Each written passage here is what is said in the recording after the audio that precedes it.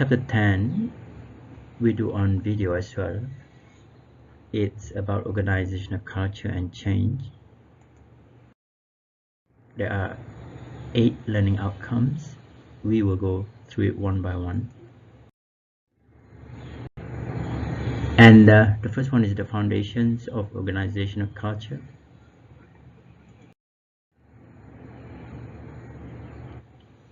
As we grow as a company, it becomes more important for us to explicitly define our core value, our culture, our brand, our business strategy.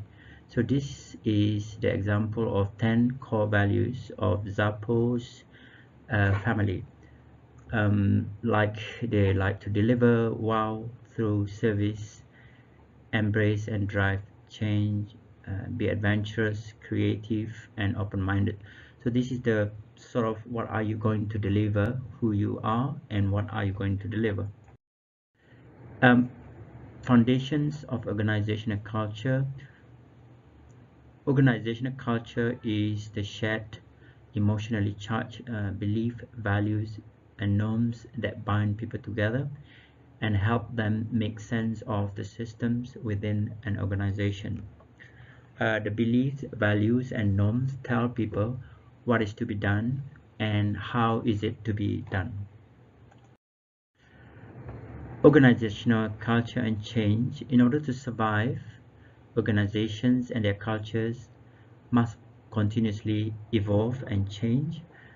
Conditions that prompt that causing change include economic crisis, changes in law and regulation, social developments, global competition, demographic trends, explosive technological changes.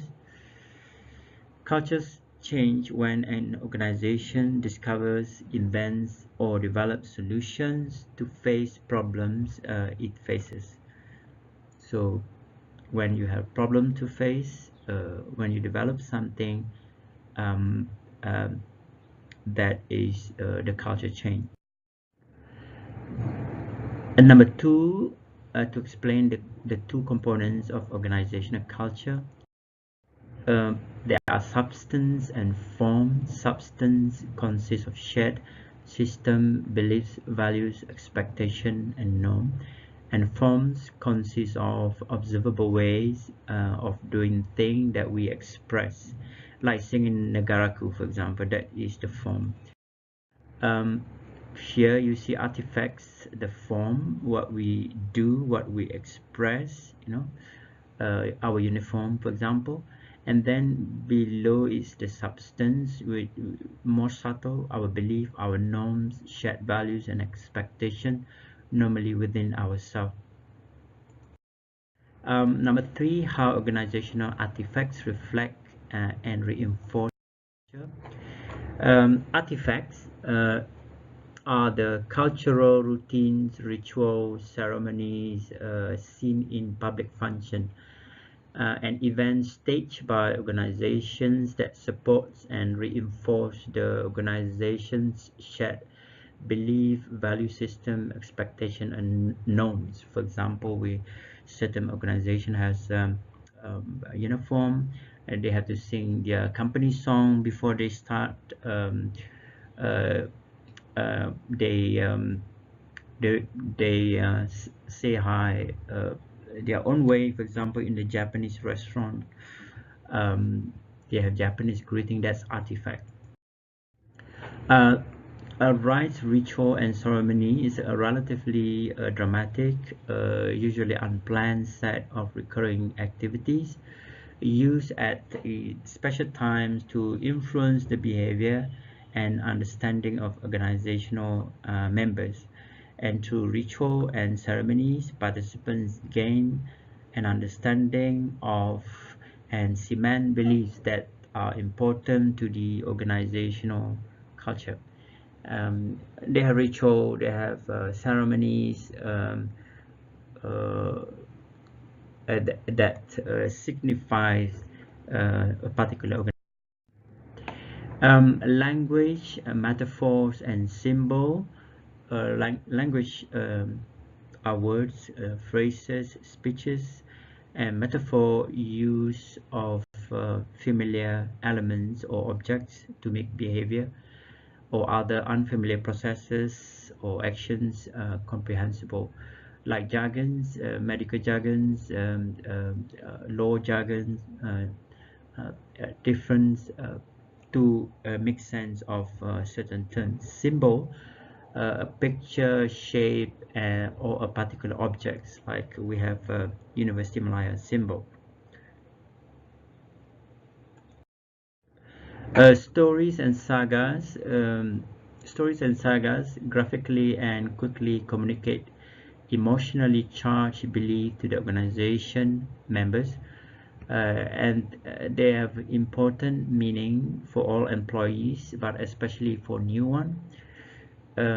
Organizational stories tell new members missions, how it operates, what is acceptable behavior, and how individual can fit in the organization. Certain stories, certain saga of that particular company.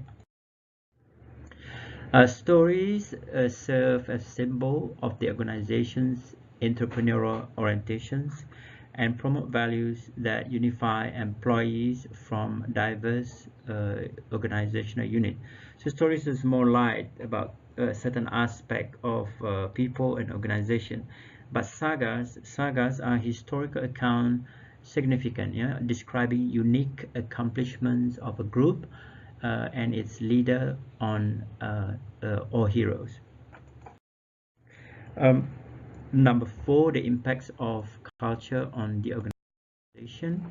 A strong culture could be positive and could be negative. Positive is when shared values and belief create a situation or a setting in which people are committed to one another and share an overriding sense of mission. They have the same mission together. Negative, also together, a strong culture that cause resistance to change. That means they don't want to change. They influence the organization not to change. Reinforce a singular view of the organization and the environment.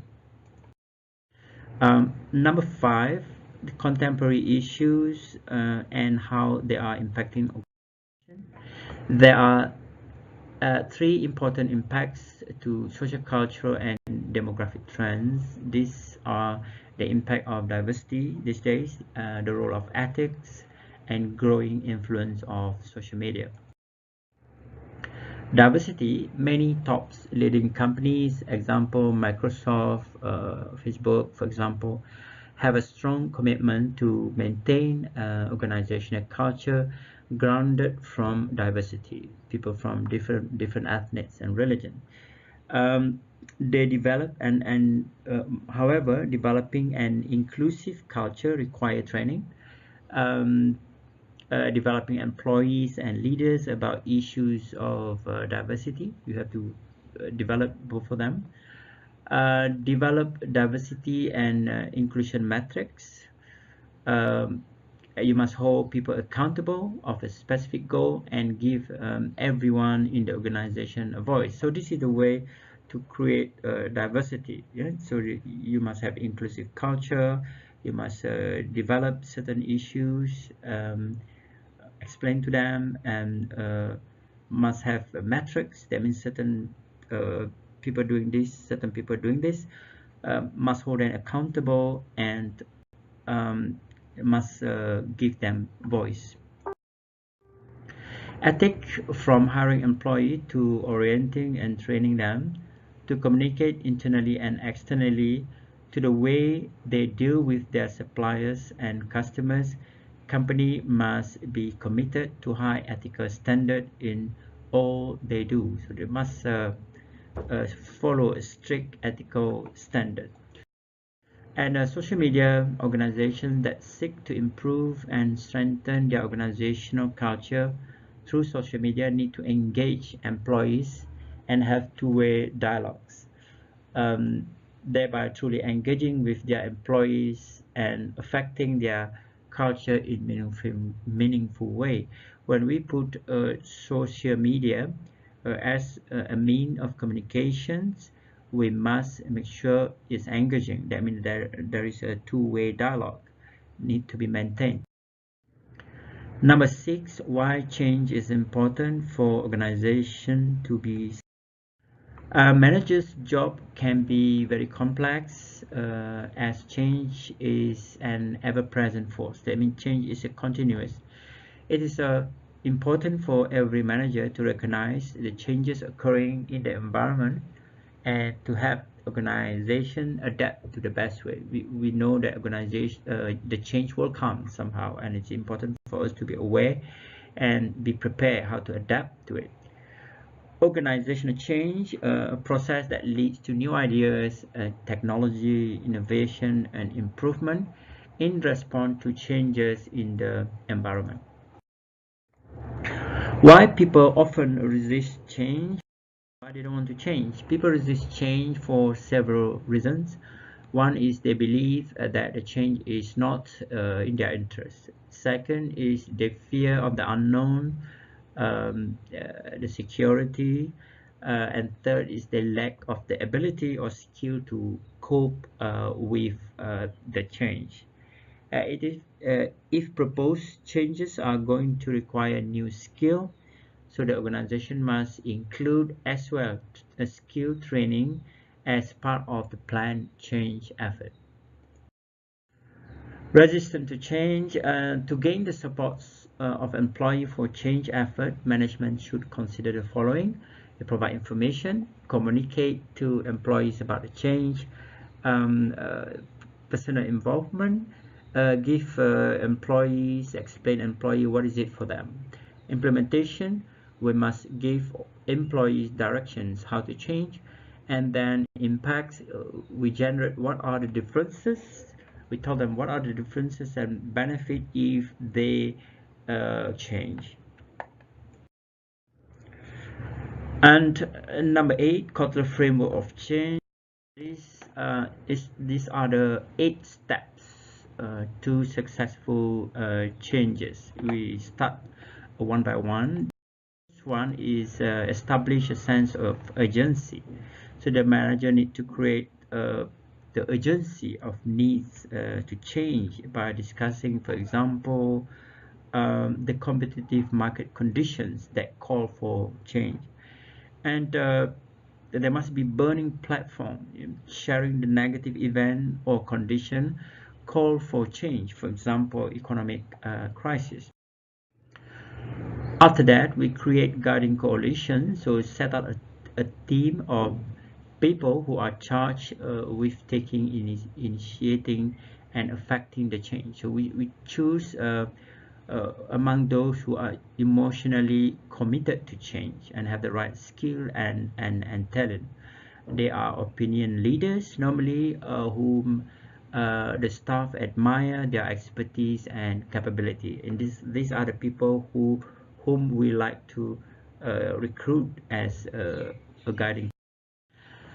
After that, we develop the vision, a tool to enable others to see the proposed change impact and to understand clearly how the future will be different from the past. It's the first task of the guiding coalition to develop the visions which are vision which is compelling, motivating, realistic, and time specific. What is it we're going to achieve? Number 3, communicating the visions for buy-in. That means we communicate to employees. Effective communication, it should be broad and frequent. We tell them frequently. Should go out to every constituent affected by change, not using email, memo, or newsletter. And should be simple, repeatable, compelling, and must ensure communication is two-way. If they have an issue, they want to ask you something, you must be ready to answer, especially when you put a social media platform as information for change. Leadership teams must be sure to act in ways that are applied by the change. Empowering broad-based actions, the processes to facilitate change and remove the change. For example, you provide incentives so that they are more receptive to change. Six, generating short-term win. We set up interim goal. I mean, short period goal, short-term goal, and monitor and communicate by guiding coalition. So we have like within 6 months what we need to achieve, for example. Never letting up. Leaders must continue to push the organizations to make sure that the goal is achieved. And number eight, once the change is already happening, you must be able to prove that the new way is superior to old one. The success must be visible and well communicated. And of course, you will lose some people who are not ready for a change. And you must reinforce new form and values with incentive and rewards. And to change, sometimes you need to give incentive. What is that for the employee? And reinforce this culture with every new employee that coming to the organization. Um, Implication to the leaders, solicit input from those who will be affected by organizational change. Involvement is essential to accepting the need to change. You must get everyone ready to change. Carefully formulate your message regarding the need for and nature of organizational change. The success of the change process will depend on effective communication. How effective are you in communication? Assess your organizational environment and be sure that the tone and tempo of the change fit the organization, and the timing is everything. And serve yourself as a role model, a leader for the behavior sought by organizational change. Actions speak louder than words. So if you want the organization to change and you are the leader, you must walk the talk. Yeah?